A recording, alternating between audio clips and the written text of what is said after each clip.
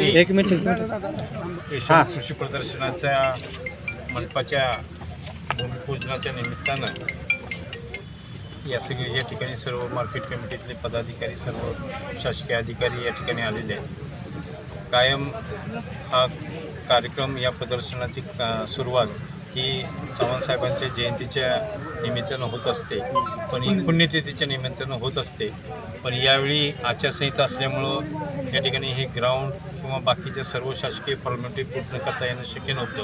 म्हणून तारीख पुढे घेऊन उद्याच्या 6 तारखेला या प्रदर्शनाचे आपण अनौपचारिक उद्घाटन करून आपण या ठिकाणी सुरुवात करतो आहे. आणि हे प्रदर्शन पुन्हा एकदा शेतकऱ्यांच्या ज्ञानामध्ये भर टाकण्यासाठी उपयुक्त ठरावं, हीच अपेक्षा या ठिकाणी व्यक्त करतो.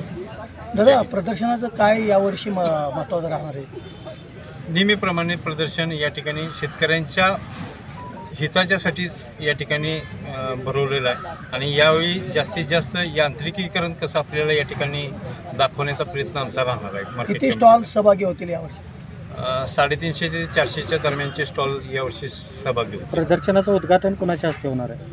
अजून आता मंत्रिमंडळाची स्थापना नसल्यामुळं दरवेळी आपली जी पारंपरिक पद्धत होती की मुख्यमंत्र्यांच्या हस्ते या प्रदर्शनाचं उद्घाटन करायचं, पण अजूनही सरकार स्थापन व्हायचं आहे. त्यामुळं थोडंसं तो प्रश्न अनुत्तरित आहे, पण नजीकच्या काळामध्ये तोही प्रश्न सुटून जाईल. या स्टॉलमध्ये शेतकऱ्यांसाठी किती स्टॉल असतील?